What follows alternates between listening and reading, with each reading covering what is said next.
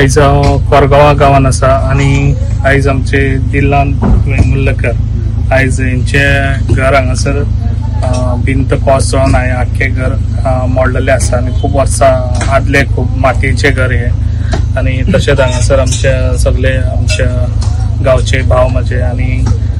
सगळे मेंबर्सूय आसा हांगा पंचायतीचे आयज आमी म्हाज्या कडसून तेका सपोर्ट दिल्लो आसा तशेंच सीएम रिलीफ फंडासूनय तेका आनी सीएमा कडेन हे करून ते डिस्कस करून तेजे गव्हर्मेंटा तर्फे कितें तरी तेका सपोर्ट हांव दितलो तशेंच म्हाजे कडसून हांवें तेका आयज ऑलरेडी हेल्प दिल्लो आसा तरी आनीकूय कितें तेका हेल्प दितलो जाता तितलो आनी जाता तितले फास्ट एक घर बांदून तेंकां हांव अवेलेबल करून दितलो।